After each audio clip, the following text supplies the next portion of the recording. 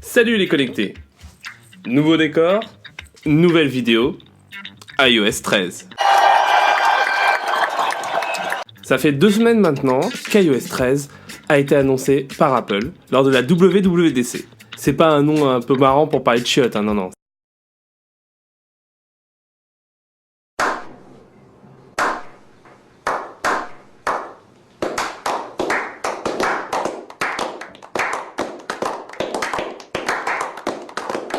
C'est l'événement annuel d'Apple en matière de logiciels et de programmation.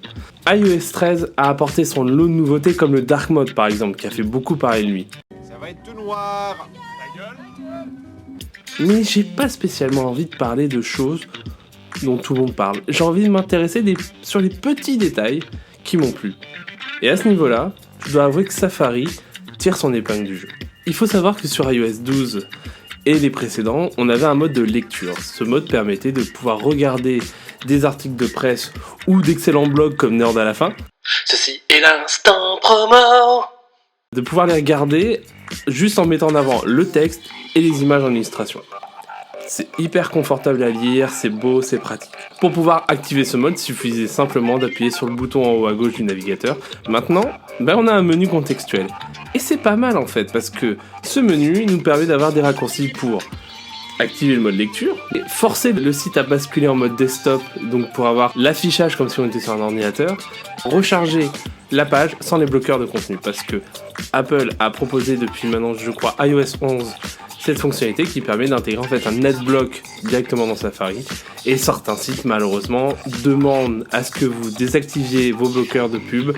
C'est plutôt pratique parce que toutes ces fonctionnalités sont regroupées au même endroit. L'autre petit aspect qui est intéressant, c'est concernant la navigation privée. Bon, on sait très bien qu'il y a beaucoup de personnes qui utilisent la navigation privée pour aller se tirer la nouille sur les vidéos de Jackie et Michel, ou pour s'acheter des trucs qui vont finir dans le cul. C'est dégueulasse. Aussi pour simplement ne pas être suivi par les géants du web comme Google par exemple. Et le truc c'est que avec l'apport du Dark Mode, ça rentre un peu en conflit en matière de design. Sur iOS 12 et précédemment, quand on active la navigation privée, Safari bascule en mode sombre. Le problème c'est que si vous êtes déjà en Dark Mode, en fait vous verrez pas la différence visuellement. Et c'est tout con, mais à partir du moment où vous basculez en navigation privée et vous ouvrez un nouvel onglet pour accéder à une page internet, vous aurez simplement un petit encart qui vous précise bien que vous êtes en navigation privée et que vous ne pourrez pas être espionné. C'est bien, c'est simple, c'est intelligent, que demande le peuple. Autre aspect aussi très intéressant, c'est l'intégration d'une fonctionnalité 3D Touch, même si actuellement 3D Touch semble plutôt partir à la trappe.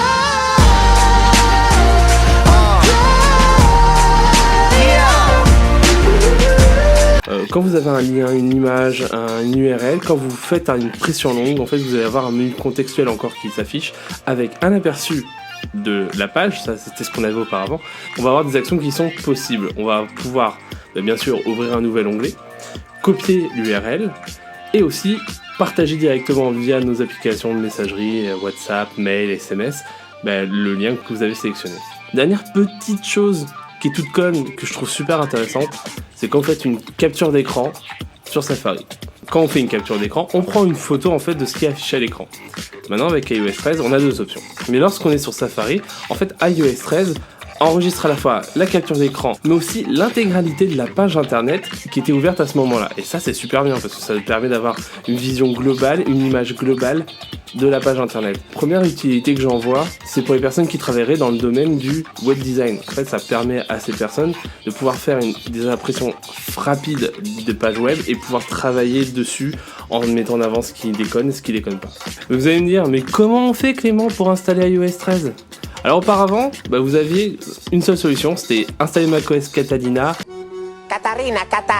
chick, télécharger le logiciel, passer par le Finder, parce que maintenant iTunes c'est mort, donc le menu de votre iPhone est dans Finder, et faire pomme, rechercher la mise à jour et charger la nouvelle version d'iOS. Bon, c'est chiant. Depuis aujourd'hui et la sortie de la Beta 2, on a enfin le profil OTA disponible. Vous allez simplement prendre votre iPhone, aller avec Safari rechercher une page qui propose ce profil OTA, l'installer sur votre iPhone, et puis comme d'habitude, ensuite le téléphone va télécharger automatiquement les mises à jour et vous aurez les mises à jour toutes les 2 semaines à peu près à chaque fois. Qu'est-ce que j'en pense d'iOS 13 ? mais étonnamment, beaucoup de bien, surtout pour les premières bêtas. Là, je viens juste d'installer la bêta 2 sur mon iPhone. Je ne sais pas trop encore ce que ça vaut, mais pour la bêta 1, j'ai été incroyablement surpris. La bêta est hyper stable. D'habitude, les bêta 1 ont tendance à bugger, à planter, à bouffer l'autonomie. Eh ben, j'ai pas spécialement ressenti tout ça avec cette bêta 1. L'autonomie semble être la même. J'ai testé le dark mode pour voir si, comme on peut le penser, il améliore l'autonomie de l'iPhone. Donc pour l'instant, j'ai pas vu de grosse différence, mais parce qu'on est sur une première bêta. iOS 13, c'est beaucoup de nouvelles fonctionnalités, mais aussi beaucoup de stabilité et du sérieux de la part d'Apple. Et ça, c'est super positif. Si vous êtes plus réticent, mais que vous voulez quand même le tester, attendez un petit peu, parce que début juillet, normalement, la bêta publique sera disponible. Elle sera un peu mieux consolidée, plus stable. Ça sera plus intéressant si vous avez peur de rentrer là-dedans. Voilà, je vous remercie beaucoup d'avoir regardé cette vidéo. C'était un petit point rapide sur iOS 13. Rassurez-vous, il y a de nouvelles vidéos qui vont arriver. Une qui a été travaillée. Je vais la tourner prochainement et je pense que vous allez beaucoup vous amuser. En tout cas, moi, je me suis éclaté à l'écrire.